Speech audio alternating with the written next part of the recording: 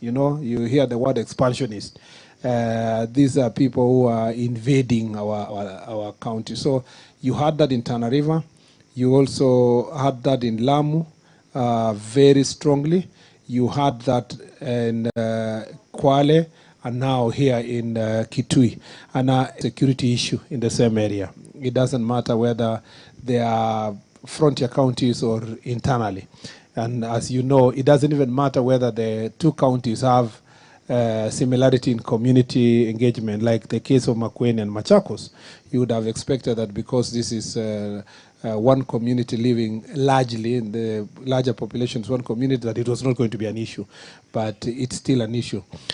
By the time we finish our trip, we will have gotten enough examples to use them as necessary examples for us to work towards resolving this issue. And as you heard the suggestions from the leaders from here, particularly the governor, who was my colleague in the task force in devolved government and whom we had debated this issue together, then you can see now it is extremely evident that we might need to revisit those district boundaries of 1992 and perhaps put proper markings on the ground. I also agree that it is not a question of revision of boundaries. So the question of saying IBC should do it does not arise. It is because we are not revising. It's not a revision of the boundary. It's not, you know, it is just marking the existing boundaries, because I am told the 1992 boundaries have already coordinates of these kilometers from this point to the other and so forth. If we can use modern technology and invite the support of different departments of government. KDF, for example, have a lot of capabilities in this kind of work. The Ministry of Mining also have capacity on these issues. Part of our security teams also have this issue. Ministry of Lands, which is heavily invested with equipment to determine land boundaries. So if they can, Ministry of Lands can lead the multi-agency team, we can definitely give good boundaries to our counties. But beyond counties, I guess that if we also give titles to individuals, then that person can choose whether they are in this county or the other, because these are inland boundaries. So if my title in our border between Kitui and Machakos, it wouldn't matter, because if I have my title, notwithstanding the question of this county or not the other county, but if I have my title, I'm able to defend my right to use that land. The problem gets compounded when you go to these areas where there's trust land and where land has not been demarcated. And then it is even made worse, because where there has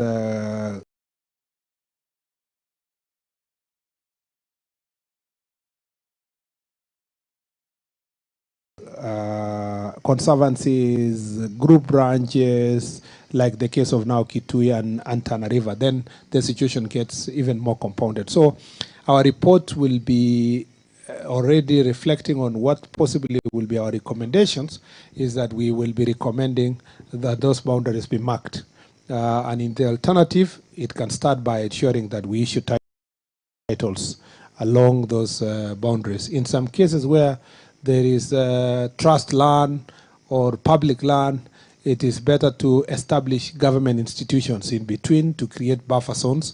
Then it will avoid this idea that this community and this community are fighting over land. So there are a raft of recommendation we can give, and it may be applied uniformly across the country, or as the case may be applied differently to fit the situation of different parts of the country. I'm giving this because, for example, if you go to Wasingishu, and let me use the Wasingishu because I understand that area, Wasingishu and Elgeyo Marakwet, you can't really tell exactly where the boundary is. But because everybody has their title along the boundary, it's never an issue. One or two people can fall on this side of the county or this other one. So it's never a fight between people.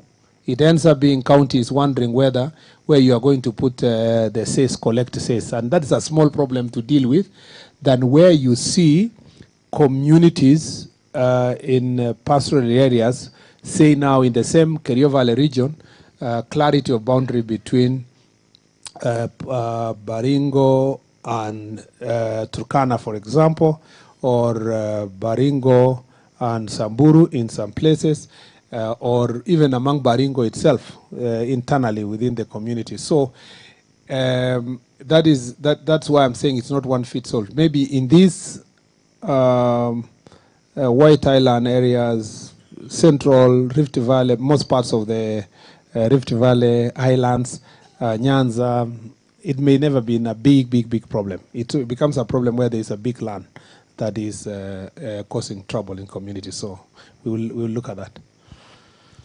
Asante waziri.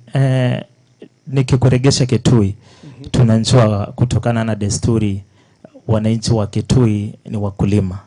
Lakini ukitembea kule mipakani utapata kuna ngamia wengi ambao wako katika mipaka ya Kitui.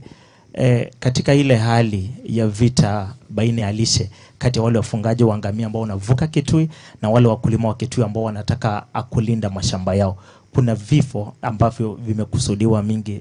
Takriban zaidi ya miaka 50 ambao umepita, kuna watu ambao wamepoteza maisha na ndio walikuwa tegemeo kwa zile familia zao ama breadwinners. Wale watu walikufa, wakazikwa, waliacha watoto wake na wengine wa familia. Je, kama serikali ile hali ya kumudu wale watu, pengine mna mpango ya fidia kwa wale watu kuwaregesha wakae maisha mazuri? Swali lingine ni kana kwamba pia kwenye hizo vita vile vile hapa Kitui kuna shule ambazo zilifungwa na kuna watu ambao walihamishwa kwao. Je, waziri wengi wamekuja Kitui wa usalama wakaahidi kana kwamba watamaliza ile shida. Leo hii una hakikisho gani kwa wananchi wa Kitui kana kwamba wewe ndo waziri wa mwisho kutoa Kitui na kutatua ile shida ambayo imekuwa pale kwa miaka mingi? Asante. Ninashukuru sana Bwana Mwagangi. Kwa kweli shida ya vita kati ya jamii na mashindano ya rasilimali aswa, na nashukuru umesema kwamba hii ya Kitui imekuwa zaidi ya miaka 50. Si Kitui peke yake, dunia mzima vita ya rasilimali, mipaka huwa ni vita ambayo inaendelea kwa miaka mingi. Hata ukisema nchi za nje huko, vita kati ya Palestina na Waisraeli inaendelea na imeendelea tangu hizo miaka za 60s, 50s, 40s. Lakini kwa ile challenge tuko nayo hapa, mimi naamini ya kwamba tutamaliza.